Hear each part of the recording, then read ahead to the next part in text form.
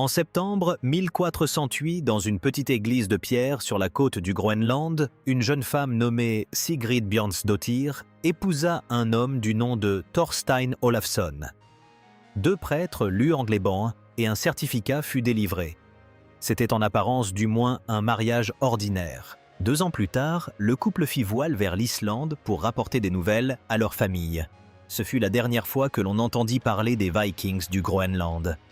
Une colonie qui comptait jusqu'à 50 personnes et qui avait existé pendant près de 5 siècles disparut tout simplement. Aucun corps, aucune trace écrite, aucun adieu. Lorsqu'un missionnaire norvégien arriva en 1721, s'attendant à trouver une communauté chrétienne florissante, il découvrit des fermes abandonnées et des églises silencieuses. Pendant des siècles, l'explication resta la même. Ces populations étaient obstinées et refusaient de s'adapter.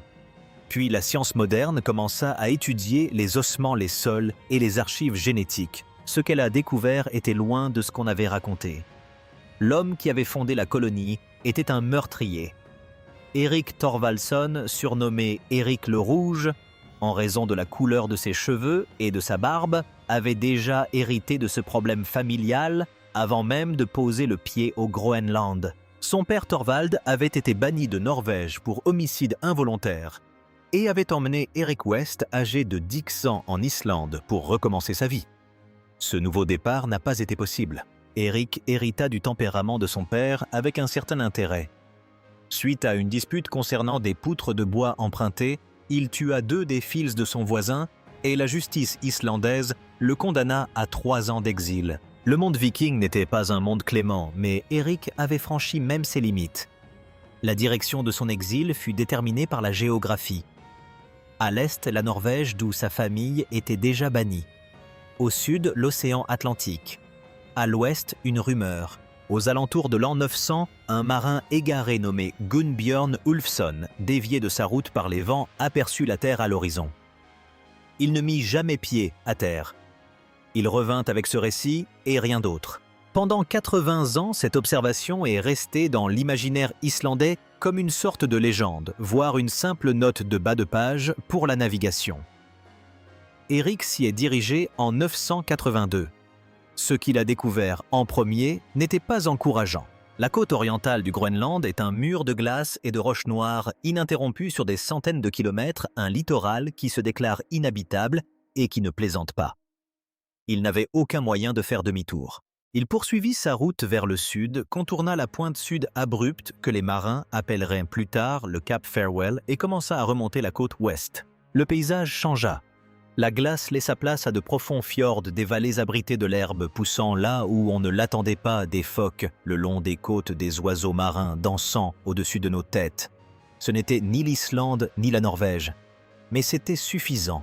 Il passa ses 3 années d'exil à explorer le pays. Il campait sur des îles, naviguait au cœur des fjords, nommait des lieux, découvrait les parcelles de terre fertiles qui deviendraient des fermes. À la fin de sa peine, il retourna en Islande avec un plan qui consistait à convaincre plusieurs centaines de personnes de tout abandonner et de suivre un meurtrier condamné à travers l'Atlantique Nord jusqu'à un pays qu'aucun d'eux n'avait jamais vu. Alors il mentit. Il l'appela Groenland.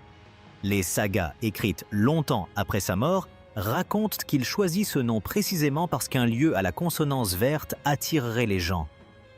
C'était l'équivalent au Xe siècle d'un agent immobilier qualifiant un studio de « confortable ».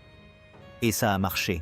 En 986, 25 navires quittèrent l'Islande chargés de bétail d'outils et d'environ 500 colons pleins d'espoir. Seuls 14 navires atteignirent de leur destination. Certains firent demi-tour. D'autres sombrèrent en mer. Les survivants établirent 2 colonies le long de la côte sud-ouest. L'établissement oriental se trouvait près de ce qui est aujourd'hui Qaqortoq et un établissement occidental plus petit se situait à environ 300 miles au nord près de l'actuel Nuuk. Erik ne revendiqua ni l'un ni l'autre. Il s'appropria les meilleures terres de tout le territoire, un vaste domaine appelé Brattahlid, situé au fond d'un magnifique fjord et offrant les plus beaux pâturages que les colons aient jamais trouvés. Il y fit construire une grande salle, Lors des fouilles archéologiques menées dans les années 1930, le site fut mesuré à 24 mètres de long. L'homme, qui avait été banni à 2 reprises pour meurtre, était devenu en l'espace d'une décennie seulement roi de son propre pays.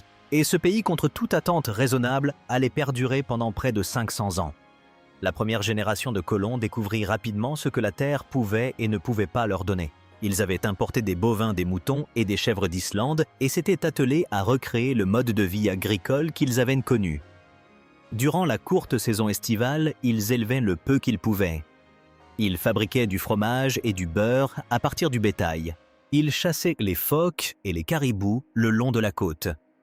Les fjords leur fournissaient du poisson, les falaises des oiseaux marins. Il arrivait parfois qu'une baleine s'échoue et nourrisse un village pendant des semaines. C'était faisable. Ce n'était pas confortable. Les limitations étaient sévères et permanentes.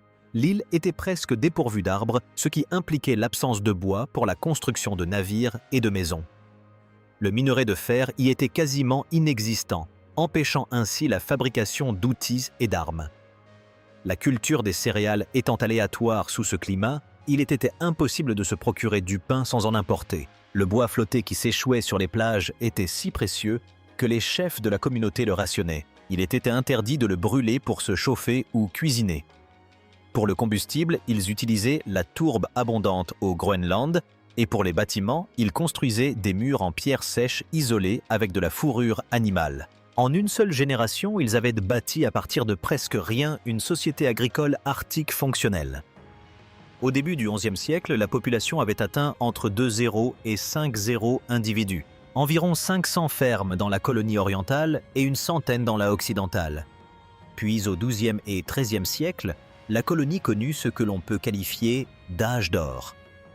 Ce succès était dû à une seule denrée. Chaque été, des expéditions de chasse naviguaient 480 km vers le nord jusqu'aux terres que les Vikings appelaient le Nordorsetur, près de l'actuelle baie de Disco.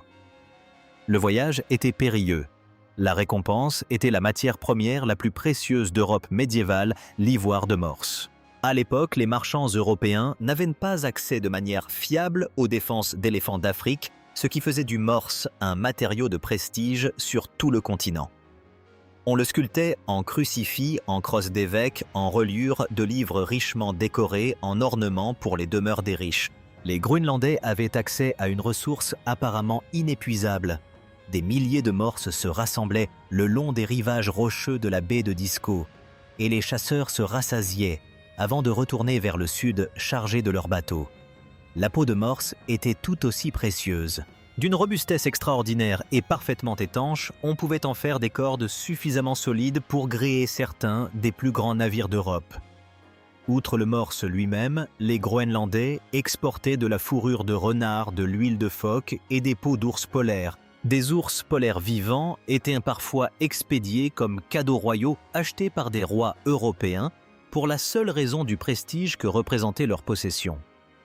Des défenses de narval étaient vendues à une élite européenne crédule qui les prenait pour de véritables cornes de licorne. Les faucons gerfaux, ces magnifiques oiseaux de chasse arctique, valaient plus que leur poids en or. En posséder une était un signe de grande réussite sociale. En retour, des navires, en provenance de Bergen, apportaient les produits essentiels que la colonie ne pouvait produire elle-même, outils, en fer, armes, bois pour les bateaux et les maisons céréales pour le pain, vin de messe et cierges pour les églises. Sans tout cela, la colonie ne pouvait pas fonctionner. C'est cet aspect qu'il faut préserver. Les Vikings du Groenland ne dépendaient pas des ressources de leur île natale. Leur survie reposait sur un seul produit d'exportation vendu à un unique partenaire commercial via une unique route maritime. 450 ans de civilisation, une population de 5 personnes à son apogée des églises et des cathédrales, une société qui exportait des cornes de licorne vers les rois européens, tout cela reposait sur une seule et même ressource économique. Les poutres peuvent se briser. Pendant la majeure partie du XXe siècle, l'explication du sort des Vikings du Groenland était figée.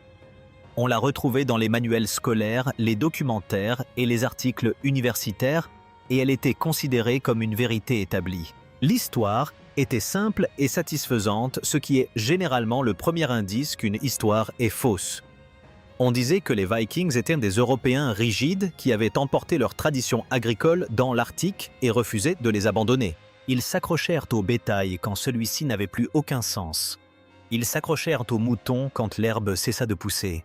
Ils ignorèrent les Inuits qui survivaient autour d'eux car ils les considéraient comme des païens. Et les Vikings étaient trop fiers pour apprendre de ce qu'ils estimaient être un peuple inférieur. Ils moururent de faim, leur dignité européenne intacte. La morale de l'histoire était simple et limpide, une civilisation anéantie par son entêtement, une mise en garde contre l'arrogance culturelle. C'était un récit captivant, mais aussi en grande partie faux. La preuve qui a renversé cette théorie ne provenait pas de nouveaux documents historiques, car il n'en existait aucun. Elle provenait des ossements eux-mêmes. Lorsqu'une personne mange, la composition chimique des aliments qu'elle consomme s'inscrit de façon permanente dans son squelette. Les isotopes du carbone et de l'azote en particulier laissent une empreinte si spécifique qu'un chercheur compétent peut déduire à partir d'un seul fragment d'os si la personne se nourrissait principalement d'animaux terrestres, principalement d'animaux marins, ou d'une combinaison des deux. Cette technique appelée analyse des isotopes stables a été appliquée systématiquement au cours des dernières décennies aux restes squelettiques vikings découverts au Groenland. Les résultats n'ont pas correspondu à l'histoire connue, ils l'ont même totalement contredite. Dans les premières générations de la colonie, les ossements confirment les prédictions du récit traditionnel. Environ 80% de l'alimentation des Vikings provenait de l'agriculture terrestre bœuf-mouton, produits laitiers, la nourriture d'une société agricole européenne transplantée dans l'Arctique. C'est le point de départ que tout le monde attendait. Ce qui suivit fut inattendu. Au cours des siècles suivants, le rapport changea.